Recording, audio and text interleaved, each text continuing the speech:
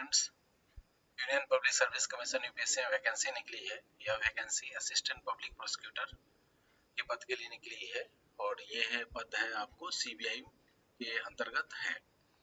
Ministry का नाम ministry of personnel public grievances and pensions, department का नाम है department of personal and training, और ऑर्गेनाइजेशन जिसमें आपको नौकरी मिलेगी वो है central bureau of investigation, that means CBI. Total पदों की संख्या है 19 और जिसमें से अनरिजर्व कैटेगरी के 9 पद हैं, ईडब्ल्यूएस कैटेगरी का 1 पद है, ओबीसी का पद 7 है, एससी कैटेगरी का 2 पद हैं, एसटी के 0 हैं, पीडब्ल्यूबीडी के 0 पद हैं। टोटल पद हो गए 19। ये जो अनरिजर्व कैटेगरी के 9 पद हैं, उस पद पे किसी भी दूसरे कैटेगरी के कैंडिडेट अप्लाई कर सकते हैं, जैसे ओबीसी, एससी, एसटी, पीडब्ल्यूबीडी, कोई भी कैटेगरी कैंडिडेट इस पे अप्लाई कर सकते हैं। यह सबके लिए ओपन होता है। चलिए इसके बाकी डिटेल्स देख लेते हैं। ये पद पे स्केल 7 का पद है और 7 का पद होने का मतलब है कि यह ग्रुप बी का पद है। और देख लीजिए इसमें जो सैलरी मिलेगी, इनिशियल सैलरी जो आपका शुरू होगी वो है 44,900 की। ठीक है, ये इसमें ढेर सारे अलाउंस वगैरह भी जुड़े जाएंगे। देखिए लिखा है 44,900 प्लस डीए पर मंथ। इसके अलावा ढेर सारे अलाउंस भी जोड़े जाएंगे और सैलरी अच्छी खासी बन जाएगी आपकी। देखिए एज लिमिट इस पद के लिए है 30 साल। ये जनरल कैटेगरी के कैंडिडेट के लिए है, जनरल एंड ईडब्ल्यूएस वालों के लिए है।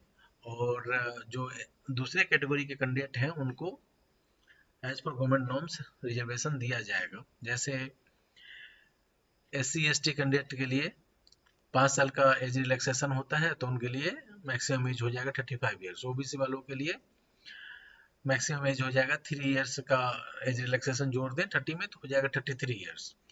तो इसके साथ साथ जो सेंट्रल गवर्नमेंट और यूटीज के परमानेंट एम्प्लॉय हैं उनको अप टू 5 ईयर्स का एज रिलैक्सेशन दिया गया है।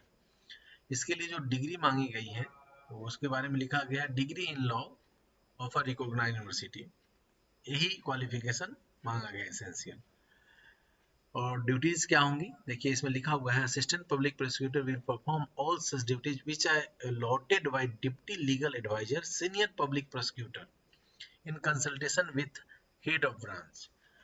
मतलब असिस्टेंट पब्लिक प्रोसिक्यूटर वो सारा काम करेगा जो उसको डिप्टी लीगल एडवाइजर या सीनियर पब्लिक प्रोसिक्यूटर के द्वारा अलॉट किया जाएगा, in consultation with assistant public पर in consultation with head of branch के साथ कंसल्टेशन के बाद वो ऐसा करेंगे।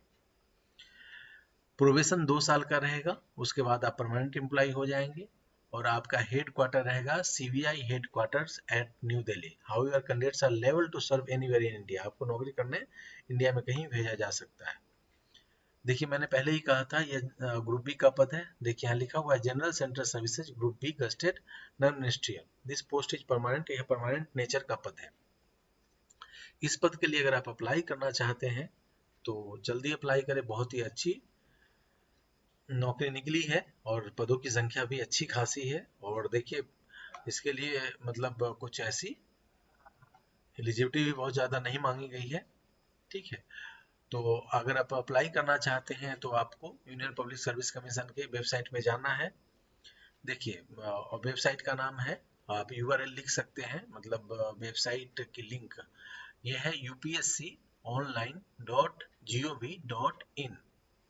इस वेबसाइट पे आप जाएंगे तो उसमें ORA वाला लिंक आप क्लिक कर दीजिएगा तो आप इस पेज पे आ जाएंगे जो भी आपको दिख रहा है। इसमें देखिए यहाँ पे लिखना है, आप अप्लाई नाउ पे आप क्लिक करके अप्लाई नाउ पे जा सकते हैं। लेकिन उससे पहले आपको यहाँ पे रजिस्टर होना चाहते हैं तो रजिस्टर कर लीजिए। रजिस्टर कर लेंगे उसके बाद ही आप अप्लाई कर पाएंगे। न्यू रजिस्टर करने के लिए यहाँ पे है, पहले से जो है रजिस्टर लॉगिन कर लें और यहाँ पे इस पद के लिए अप्लाई कर सकते हैं। ज़्यादा इंतजार ना करें, लास्ट डेट में कई बार ऐसे फॉर्म मिस कर जाते हैं, सर्वर स्लो हो जाता है, तो यथाशीघ्र अप्लाई करें। इस नौकरी के लिए आप सबको मेरी तरफ से हार्दिक शुभकामनाएं हैं। धन्यवाद।